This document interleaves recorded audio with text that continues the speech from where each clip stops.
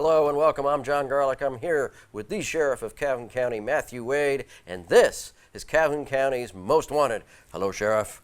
Always good to be on the show, John. Always good to have you here. Now, your folks have been busy this last week. Let's take a look at the count. 5 arrests brings our count up to 4,874 people arrested, all because somebody was willing to help us out. Public safety is not just law enforcement's duty, it's every citizen's duty, and we have to work together, and thank you for doing that with us. The citizens have been supporting the Sheriff's Office and this show for long time. Long time. And coming up this week, we have Veterans Day on Thursday. Veterans Day, and it's just not a day off. I served in the U.S. Army, and those that did, or any type of military service, is definitely a day for remembrance for those that have served. And there's Memorial Day for those that have fallen, and Veterans Day is for honor those that have served. And if you haven't served, I want to give that a second thought. If you're a young person, it's a good thing. It helped shape my life, so I don't regret it one bit. Step up, serve the country, and honor those that have sacrificed their time and time away from their families to serve and keep us free and safe. And speaking of that, we're going to take a little break here, show you the first half of the lineup, and then we've got a really important guest with us when you come back here on Calhoun County's Most Wanted.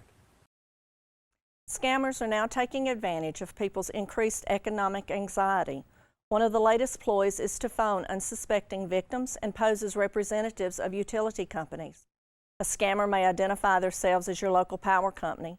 They may be able to identify your account number and even your name and address, but that does not mean they are legitimate. They may claim you are past due and your services are about to be shut off. Do not let the implied seriousness of this call frighten you into making a quick decision to pay. Instead, hang up the phone, then contact your local utility company directly using the phone number listed on your bill or on their website. Speak with a representative to check on your account. Never give your banking information over the phone unless you have placed the call yourself to a phone number that you know is correct. Utility companies do not demand your banking information by email or phone. They will not force you to pay over the phone as your only option. Any reputable company will never request payment by gift card, reloadable cash card, wiring money, or cryptocurrency. Some of the requested cards could be MoneyPack, Vanilla, Google, eBay, Amazon, or even an iTunes card. But you should know that there are still many more variety of cards the scammer could suggest that you use. If they ask for payment in any form of these cards, it is a scam. For more information, you can go to ftc.gov or call me, Nancy Hilton, at the Calhoun County Sheriff's Office at 256-236-6600. And welcome to this week's edition of Calhoun County's Most Wanted. First up in our lineup this week, Jalen McClain. Mr. McClain, last known to be living in Bessemer. He's wanted for failure to appear on receiving stolen property second.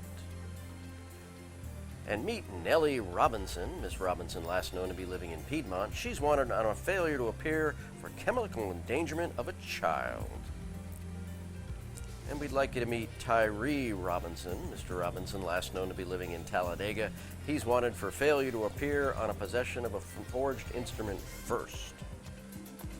And this is Christopher Parton. Mr. Parton, last known to be living in East Avoga. He's wanted for failure to appear on possession of a controlled substance.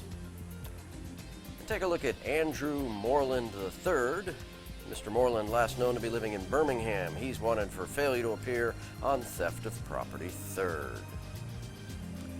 And this is Cynthia Lord. Miss Lord, last known to be living in Trussville. She's wanted for failure to appear on theft of property third.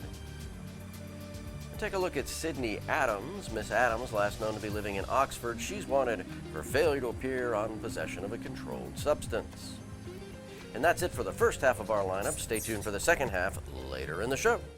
And we hope you saw somebody in the lineup, or you might know where they are. If you do, give the Sheriff's Office a call or call Crime Stoppers. You call, they haul. We are here with Jackson Hodges, Public Information Officer of the City of Anniston, recently married, Absolutely. No longer single. Sorry, ladies. Got the ring. Off the market, got the ring, got the wife, had the honeymoon. Exactly. It's a fairy tale story. So but thank you guys so much for having me. And as always, Sheriff, thank you for the work that you guys do, such an asset to our community, and happy to be here. Got a lot going on in the city of Anniston, as always. Mike could start with our new airport authority. Yes, Perhaps let's you've talk heard about the that. airport. It's close to my heart. the airport. Absolutely, yeah. So some may not know, but located in Oxford is the Anniston Regional Airport, but it may not be going by that name for much longer because both the city of Oxford and the city of Anniston have passed ordinances to create a joint airport authority. And what this will do, it'll establish a board that'll operate the airport. It'll have one member from Anniston, one member from Oxford, and then one member that both cities mutually agree upon. Earlier this year, we received a grant for our fire department to permanently man Fire Station 6, which is at the airport.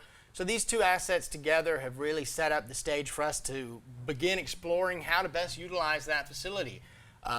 One such conversation we've had here recently with the fire chief is the possibility of emergency preparedness training as it relates to airports. There's only one facility in the state of Alabama that has a runway that meets the criteria for such training. I believe it is in Montgomery maybe, but we are one of the others. And so that's quite a possibility. So we're looking forward to that. At the end of the day, being such small cities as we are throughout the county, regional cooperation always really leads to a big success for us. So we're excited. Both the mayors, Mayor Kraft of Oxford and Mayor Draper of Anniston are working really well together. So I think it'll bring some fruits later on down the road. Well, the airport can be an economic engine in that airport. It's got a 7,000-foot runway. I think it's like 120 feet wide. You can land and take off anything there. Oh, absolutely. It's Sheriff one of has the biggest landed in the state. and Yep. Sheriff took off one time and didn't land No. back at the airport. At the airport. Oh, man. A couple months ago, we had John Travolta come in on it. Well, there you go. Undercover, yeah. It was very Well- cool. But yeah, so that's really awesome. And then on a bigger note with the city, we've had a lot of excellent economic development news. You may see a big clearing off of McClellan Boulevard on your right as you're headed towards the Walmart. That's going to be the future home of Aldi. We're really excited. Aldi US coming to Anniston, Alabama. And we have Scooter's Coffee, which is going to be a really nice drive-through coffee shop at the Linlock Exchange that we have up there. A couple other developments as well with our Full Belly Deli on Main Street. As Main Street Director, we've worked hard to support our local businesses, and we were thankful to receive the 2021 Small Business Advocate of the Year Award from the Calhoun County Chamber of Commerce. Oh, nice. So we're moving all along there. A lot of great stuff. Speaking of Main Street, I'll touch on our events just really quickly. We have our Praise in the Park, which is coming up this Saturday. That's going to be a community uplifting event. It's going to have a bit of a spiritual tone and a gospel focus as we've partnered with local churches. We'll meet out at Zim Park starting at 11 a.m. We'll have the newest food truck in Oxford. It's a Japanese food truck, I think. Ken or Yin, very, very delicious nonetheless. They'll be there along with Chick-fil-A passing out some milkshake cards. So we're looking forward to that. If you want to come out and enjoy a pretty day and enjoy some spirituality with local church leaders, it'll be the event for you. And then if you're more of the athletic go-getter, we have our 5K Between the Cities coming up on November 20th. And that will be a 5K from Main Street Oxford to Main Street Anniston. It works perfectly because it's exactly 5K. And we'll be starting at 7 a.m. will be registration on the 20th. The race will start at 8 a.m. And I'm hearing the sheriff's office is going to have a team there led by the sheriff down. Absolutely. I would hope so. Those are rumors. They're just rumors. They're just rumors. Undocumented rumors right now. And I will be there, but I'll probably be supervising, make sure if Heresy. anyone needs any water. Exactly. So we're excited about that. And then I will mention, too, everyone's favorite, our Christmas parade will be coming on December 7th. It'll be starting at 6:30 p.m. And then we will actually have a Christmas Village this year, which is a new addition. There will be Disney princesses, Santa, bunch of picture opportunities for the little ones, and that'll be from 6:30 to 8 p.m. on the same day, December 7th, down on Main Street. So where's the village going to be on Main Street? We're going to be putting it right at 11th and Noble, which is, we are working right now to make that the epicenter of Main Street, Anniston. You may have seen the new mural we put up, courtesy of Outer Limits. They did a great job designing that.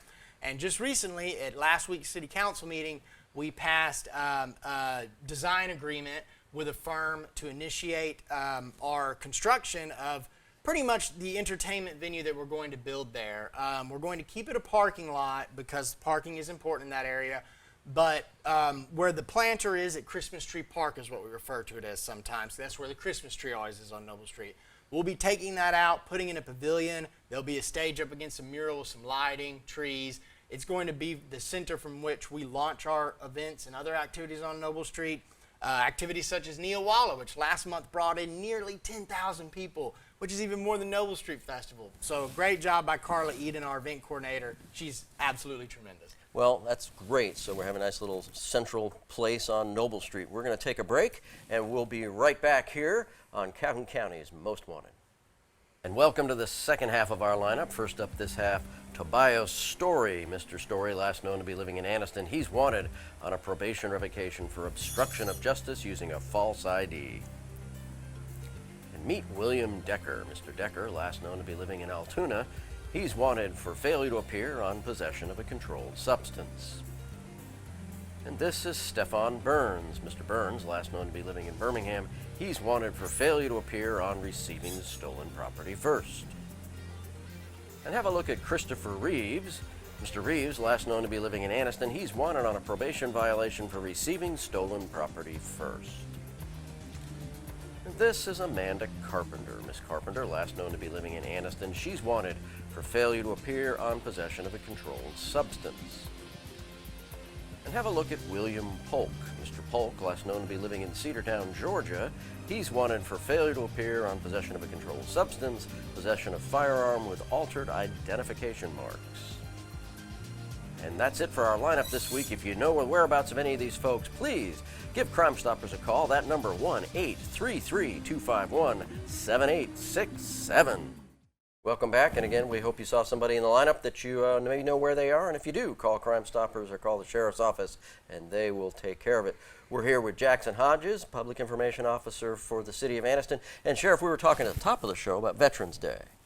In Anniston, we have the state... It was State Memorial. I know it is for law enforcement, but either way, Centennial Park right there is in Anniston is a very nice monument to all those who have given their life from World War I all the way up.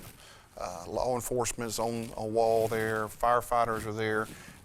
It's a very nice place, and it's our job to not forget those people who have done that. And a ceremony there, I believe, will be there, as it is every Veterans Day. Absolutely, and I can't echo those words enough. It's such an important place in Anniston to remember those who've made the ultimate sacrifice. And with Veterans Day coming up, we will have our annual ceremony, courtesy and thanks to Ken Rollins and many others who worked so hard to put this together.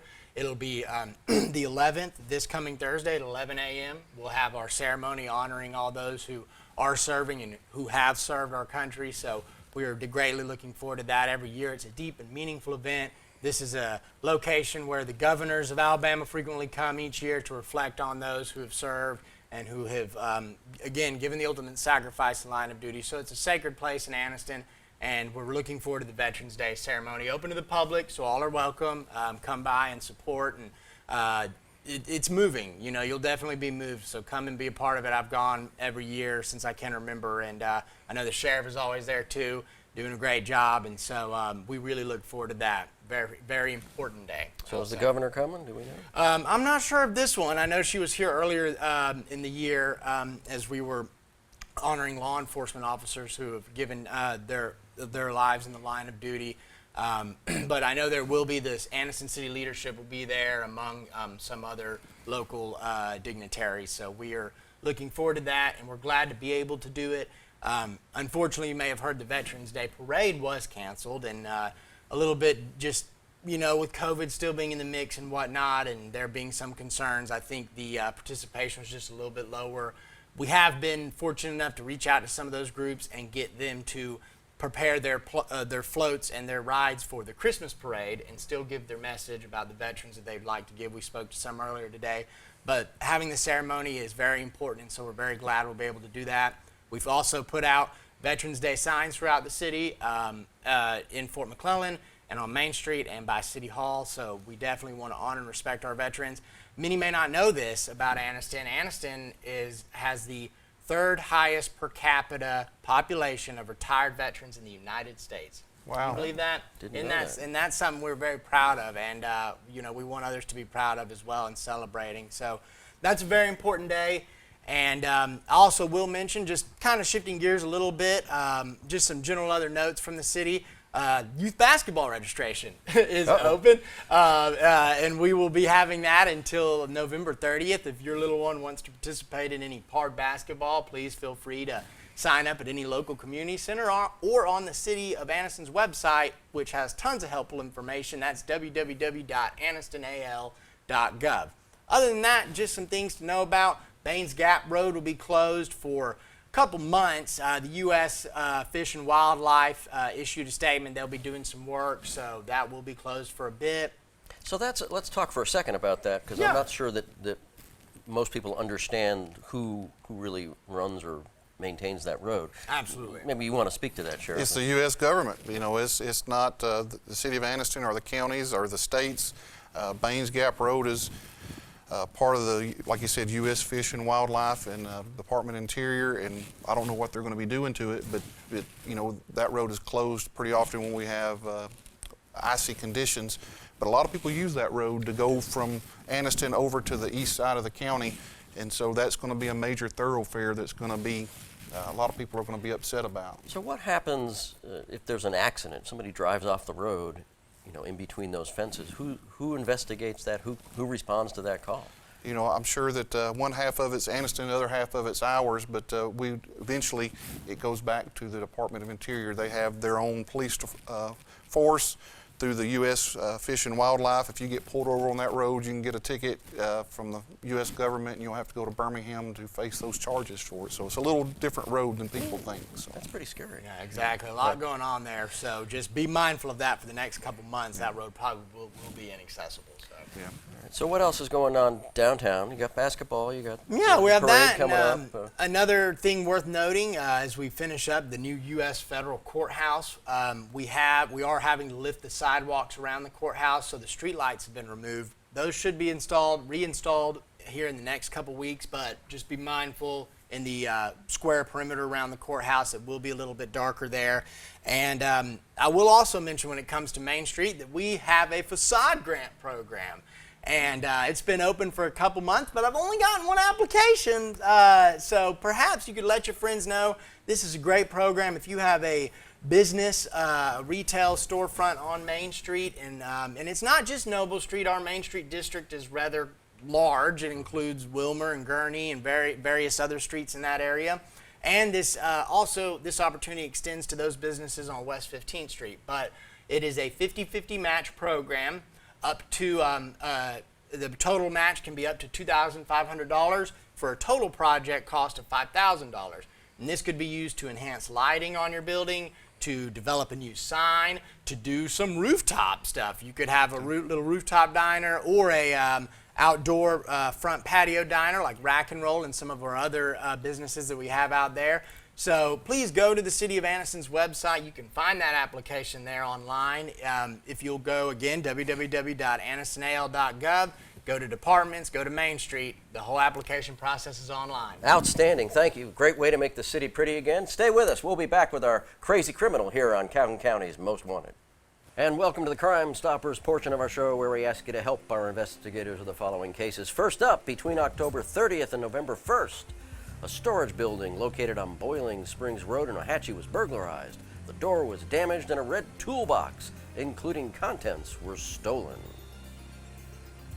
And on November 1st, a green Viper 150cc dirt bike was stolen from a residence on Mud Street in Lincoln.